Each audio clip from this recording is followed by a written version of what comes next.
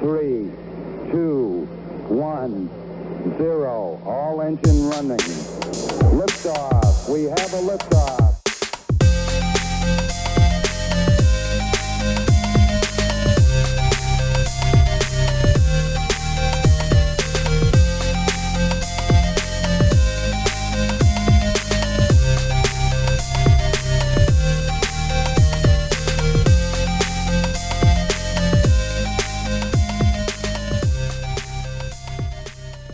All right, thanks for letting us do the walkthrough today.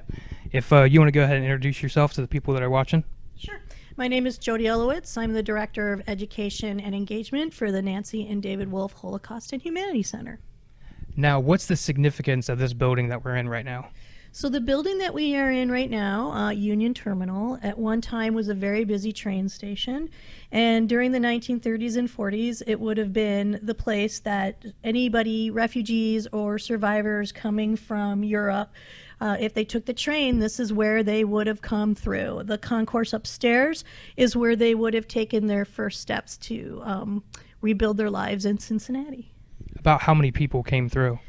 We know that there was about 2,000 survivors, Holocaust survivors in Cincinnati, but we don't know how many of them actually came through Union Terminal. But also Union Terminal was also a very important place for service people, as 1 in 3 soldiers went through this station to get to various locations during World War II. Now, walking through, my favorite part was probably the wall of shoes that you guys have set up. About how many, because I know that in Auschwitz they found like a room that was full of just like luggage and shoes. Is that right? Yeah, that is correct. But the way that we created the exhibit that you're talking about, known as Annihilation, which talks about the killing centers, that's actually based on the barracks and shoes at Majdanek, which is another killing center that is located in Poland. And so if you go to Majdanek, if you go in, there's a barracks that is a storage room for these shoes, and they're all in these types of cages, and that's what we based the representation on. I don't have a number of how many shoes, of course, but we know that about 1.1 million people were murdered at Auschwitz. Now, if you could pick one thing for somebody to actually sit and read and make sure they really study it in this museum, what would it be? Well, I would say everything.